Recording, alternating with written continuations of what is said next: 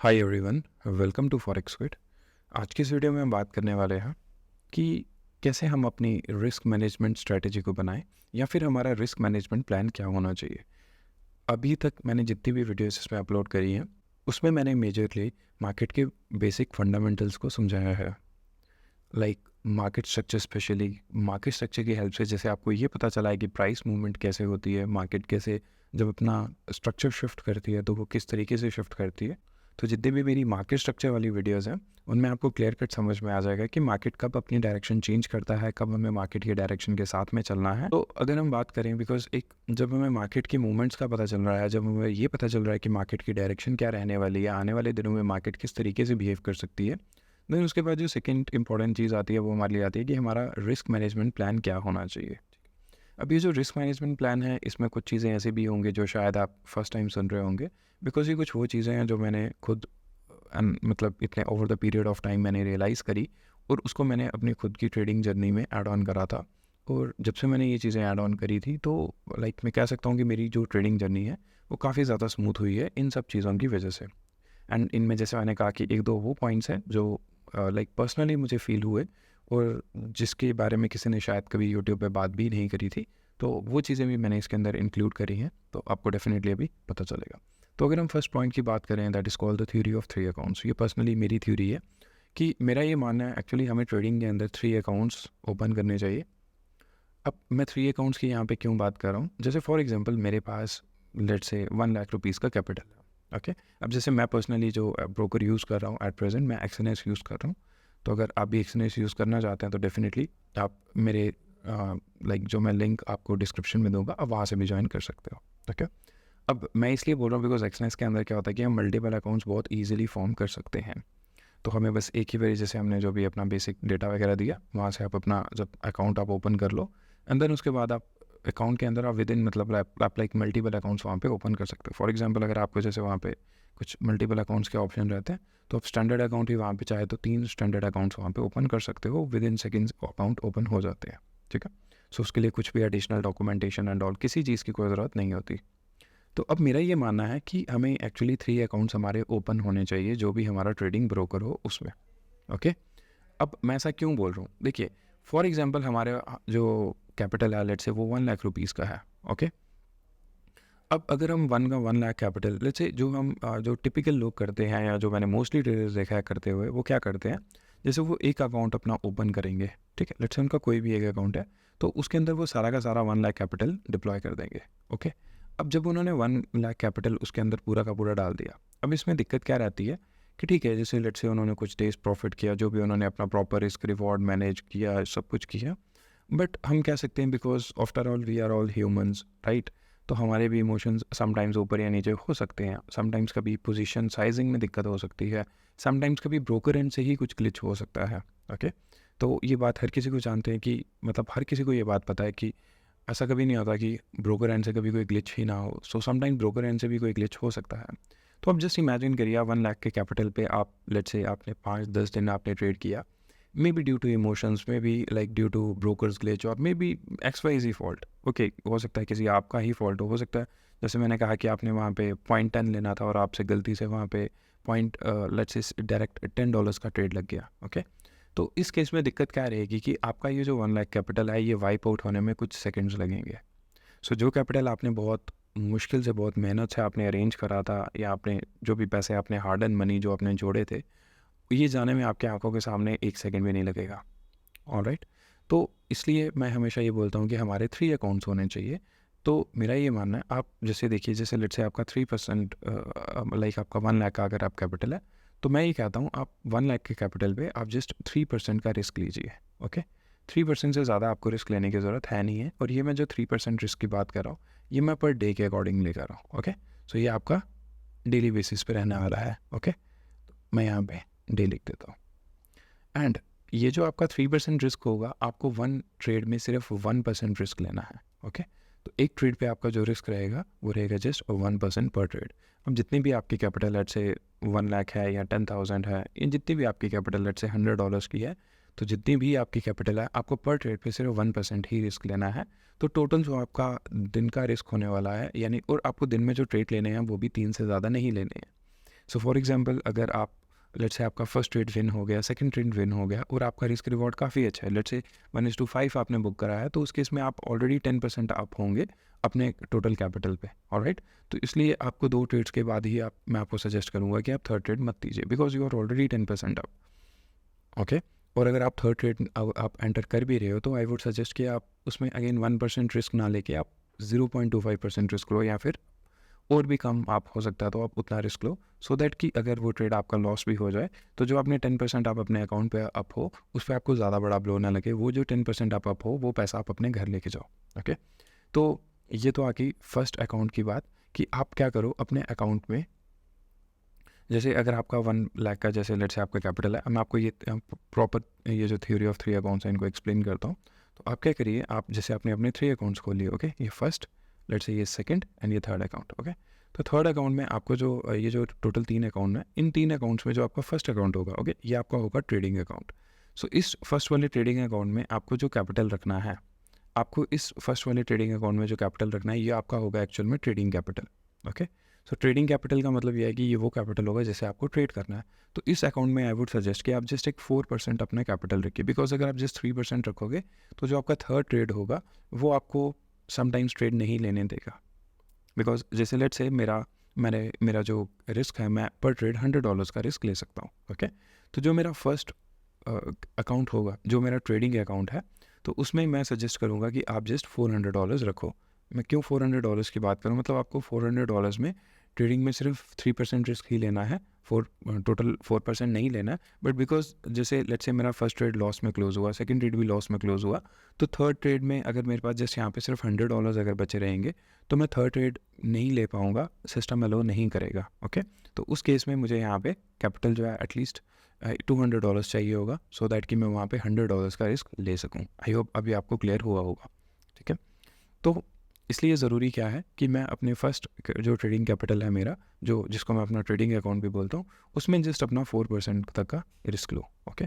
तो जब भी ट्रेडिंग करने की बात आएगी, आपको अपने लाइक जो भी आपका लॉट साइज़ होगा, जो भी आपका आप वहाँ पे लॉट लोगे, जो भी आप क्वांटिटी लोगे, वो आपको इस तरीके से मैनेज करनी है कि वो आपका जो रिस्क है वो अंडर 1% है, ओके। आपको 1% से ऊपर तो किसी भी हाल में जाना ही नहीं है, बट आपको कोशिश करनी है कि वो अंडर 1% ही रहे।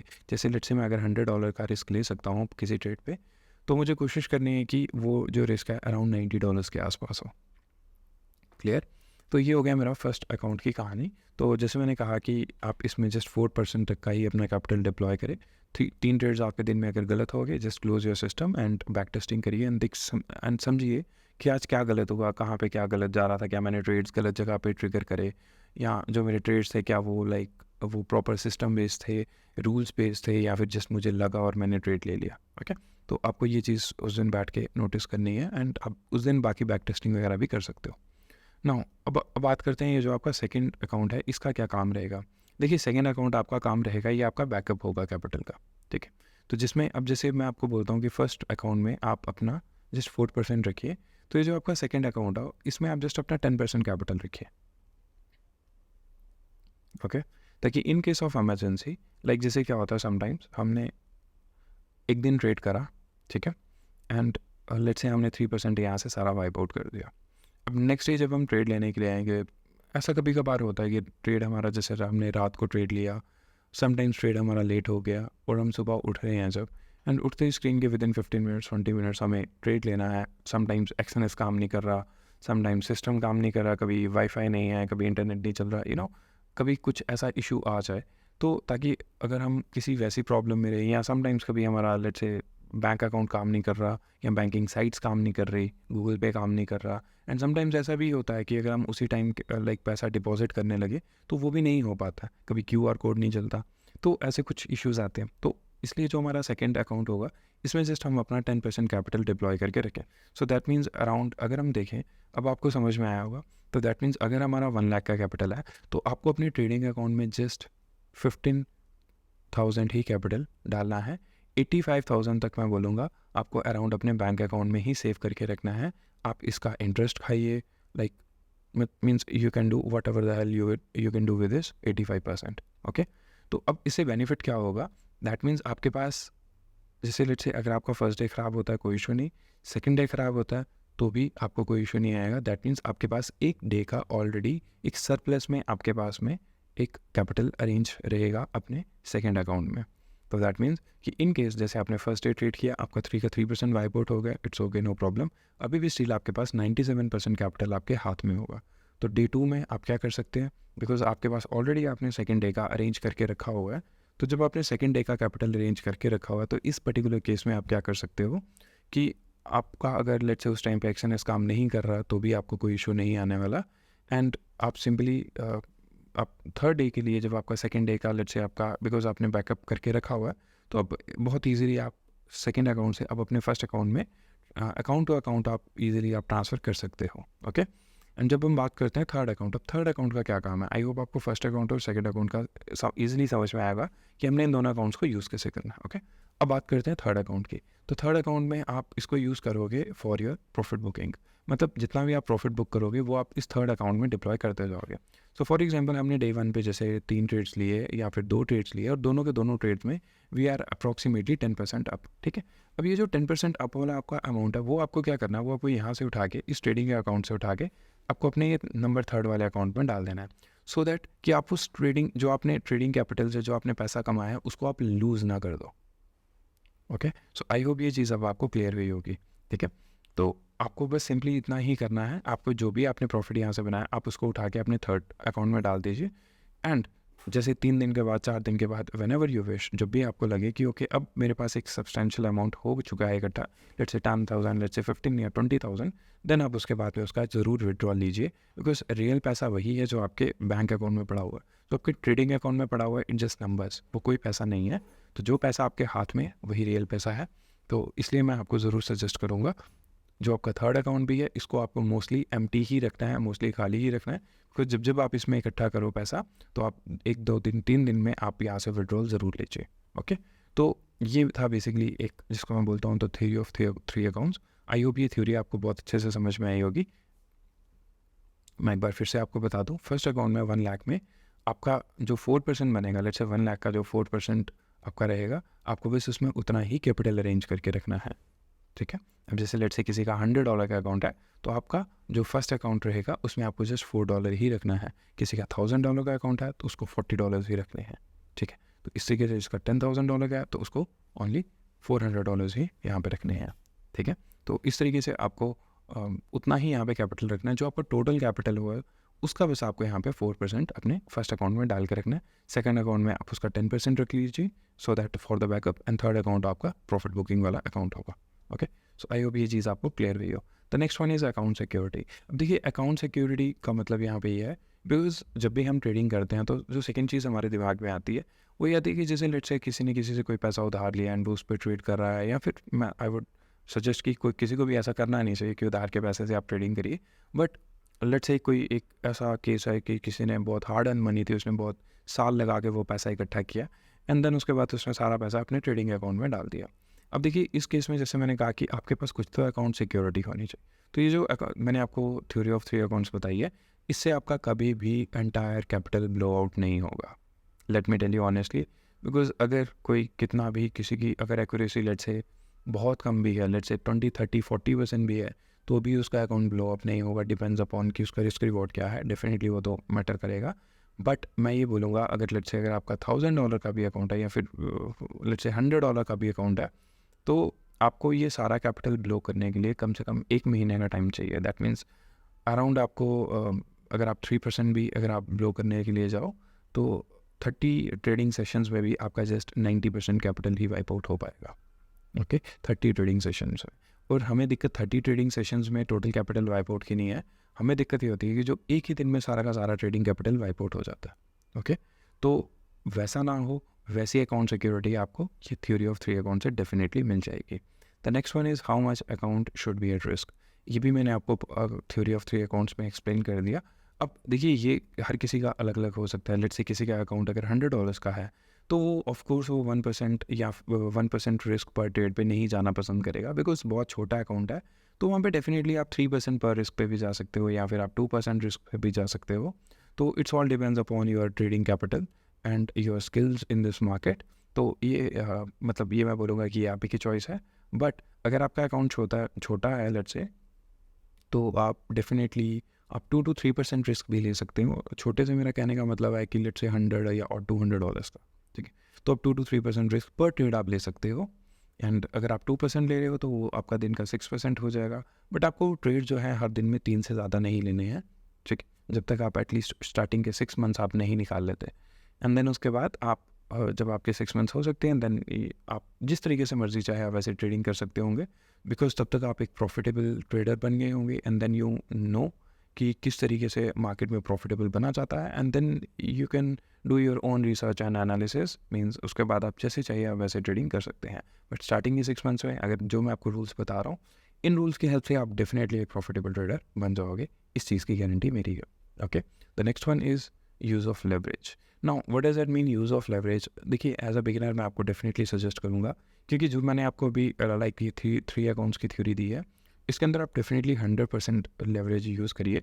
एक्सएनएस के अंदर भी आपको अनलिमिटेड लेवरेज का फीचर मिल जाता है, तो मैं आपको सजेस्ट करूँगा आप डेफिनेटली अनलिमिटेड लेवरेज यूज़ करिए, but only with 3 to 4% capital, if 3 to 4% capital deployed in your trading account. तो अगर आपके ट्रेडिंग अकाउंट में सिर्फ 3 से 4% कैपिटल ही डिप्लॉयड है, तभी आप वहाँ पे अनलिमिटेड लेवरेज का यूज़ करिए। अगर आप ये सब करने में इंटरेस्टेड नहीं हैं तो then I would definitely suggest you not to use leverage. जितनी मिनिमम लेवरेज हो सकती है आप उतनी मिनिमम लेवरेज यूज़ करिए। ओके, और लेवरेज का ऑल इन ऑल मतलब क्या होता है? लेवरेज का देखिए सिंपल सा मतलब ये होता है कि हम लेट्स से अगर हमारे पास कम पैसा भी है तो उस कम पैसे से भी हम ज़्यादा बड़ी क्वांटिटी ले सकते हैं। तो ये सब लेवरेज से पॉसिबल होता है। जैसे मान लो मेरे पास अगर 10,000 रुपये पड़े हैं, बट मैं मार्केट से माल उठाना चाहता हूँ लेट्स से 10 लाख का, तो अगर मेरी लेवरेज मेरा ब्रोकर प्रोवाइड कर रहा है, काफ़ी ज़्यादा लेवरेज प्रोवाइड कर रहा है, तो मैं 10,000 से 10 लाख का माल उठा सकता हूँ। ओके, बट अगर मेरा ब्रोकर मुझे लेवरेज नहीं प्रोवाइड कर रहा है या फिर मैं खुद ही लेवरेज नहीं ले रहा, तो मुझे 10 लाख का माल लाने के लिए डेफिनेटली मुझे 10 लाख रुपया लाना पड़ेगा, या हो सकता है उससे भी ज़्यादा। ठीक है, तो लेवरेज का बस इतना ही यूज़ होता है। तो अगर जैसे मैंने आपको अभी भी बताया कि अगर आप जस्ट 3% जो मैंने थ्योरी ऑफ 3 अकाउंट्स के अकॉर्डिंगली बताया, अगर आप वो फॉलो कर रहे हो तो डेफिनेटली आप हाई लेवरेज के लिए जाइए, बिकॉज अगर लेवरेज कम होगी तो आप ट्रेड्स नहीं प्लेस कर पाएंगे वहाँ पे। Okay, and the fifth point is risk reward must be there. और फिफ्थ पॉइंट में मैं कहूँगा कि रिस्क रिवॉर्ड के ऊपर आई थिंक आपने अनगिनत वीडियोस देखी होंगी।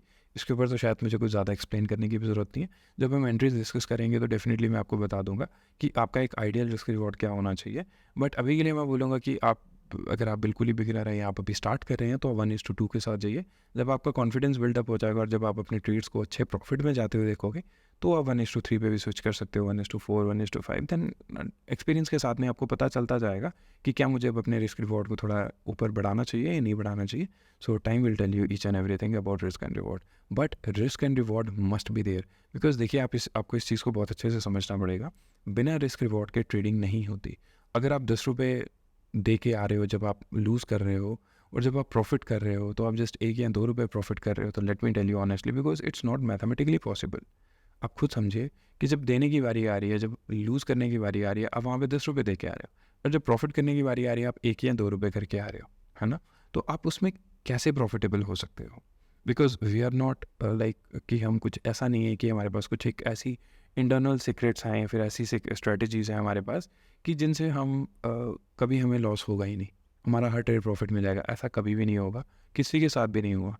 जो दुनिया के बड़े बड़े बैंक्स हैं, जो इंस्टीट्यूशंस हैं, वो भी लॉस में जाते हैं। अगर आप कभी अगर उनकी जाके जो एनुअल एक स्टेटमेंट्स निकलती है कि उन्होंने हर क्वार्टर में कितना प्रॉफिट किया, कितना लॉस किया, अगर आप कभी जाके उनकी पढ़ोगे, लाइक गोल्डमैन सैक्स की जाके पढ़ लो, या फिर और जितने बड़े बड़े इंस्टीट्यूशंस हैं जो हेज फंड्स हैं या बैंक्स हैं, तो आपको उनकी क्वार्टरली स्टेटमेंट में आपको उधर भी लॉसेस दिखेंगे।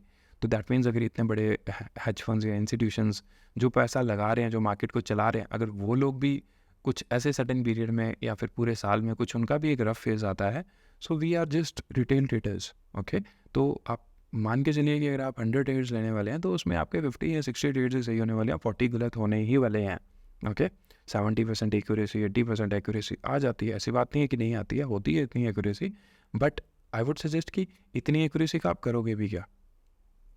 आपके सारे ट्रेड्स ही मिस हो रहे हैं, आपके ट्रेड छूट रहे हैं, तो उससे फार बेटर है कि आप अपना चाहे रिस्क रिवॉर्ड थोड़ा सा एक आप उसको इस तरीके से रखिए कि अगर आपकी एक्यूरेसी 60% की भी हो, 50% की भी हो, सो दैट आप तब भी प्रॉफिट में रहो और आप अच्छे खासे प्रॉफिट में रहो। ओके, तो यही था आज एक रिस्क मैनेजमेंट के ऊपर पूरा का पूरा लाइक जो भी प्लान। सो आई होप आपको ये प्लान अच्छा लगा हो, और जो भी मैंने चीज़ इसके अंदर बात करी है, इन पूरी प्लान में चीज़ें करी हैं, तो जो भी यहाँ पे एक्सपीरियंस ट्रेडर है या फिर कोई एक इंटरमीडिएट ट्रेडर भी है जो भी इसको देख रहा हो, तो वो भी डेफिनेटली इस चीज़ को देख के ज़रूर उसको कुछ ये थ्री ऑफ जो 3 अकाउंट्स है मेरी पर्सनली, डेफिनेटली उसको बहुत पसंद आई होगी। बिकॉज मैं जानता हूँ ना, हर ट्रेडर के बीच में ये एक फेयर हमेशा रहता है कि अगर कहीं अकाउंट ब्लो हो गया तो क्या, या फिर अगर किसी दिन कुछ ऐसा हुआ कि लाइक हम मेंटली इतने स्टेबल नहीं रहे उस दिन, या फिर कोई ग्रीड या फिर एंगर या फिर emotion, because after all we are all humans. अगर हमें कोई कुछ कह दे, हमें गुस्सा आता है, डेफिनेटली आता है, या फिर हमारा भी कभी मूड ऑफ होता है, वी आर नॉट रोबोट्स। तो किसी ना किसी दिन तो ऐसा हो सकता है ना कि हमारा मूड ऑफ हो और हम कुछ कुछ भी लाइक ऊट पटांग सा ट्रेड ले लें, एंड उसमें जितना भी हमने पिछले 10 दिन में या 20 दिन में कमाया हुआ है वो सारा का सारा दे दें। और आपने देखा होगा कि अगर कभी भी आप अपनी ना लाइक पास्ट के अगर आप अपनी जर्नी को देखोगे, आप मैं आपको बोलूँगा डेफिनेटली आप प्रॉफिट में ही हो, अगर आपने कभी बड़े लॉसेस नहीं लिए होते तो अगर आप देखोगे अपनी पास्ट की जर्नी को, तो आप डेफिनेटली आपको ये चीज़ सेंस होगी कि यार उस दिन मेरे को, यार जैसे लेट्स से आपका $1000 का अकाउंट है, तो यार उस दिन मैंने पूरा $1000 उड़ा दिया। मैं रोज़ ट्रेड करता था, मैं 100 200 कमा रहा था, बट एक दिन ऐसा आया कि आपने सारा का सारा दे दिया, जो कमाया था वो भी दिया, बाकी सब भी दे दिया, बिकॉज मे बी आपने एसएल ना लगाया था, या मे बी न्यूज़ आ गई एकदम से, या वट एवर कि कभी क्वांटिटी ज़्यादा ले ली और न्यूज़ आ गई एकदम से अकाउंट लो हो गया। ठीक है, कुछ भी रीजंस हो सकते हैं उसके। तो कहने का मतलब है कि इमोशंस कब हमें आउटप्ले कर जाएं, वी नेवर नो।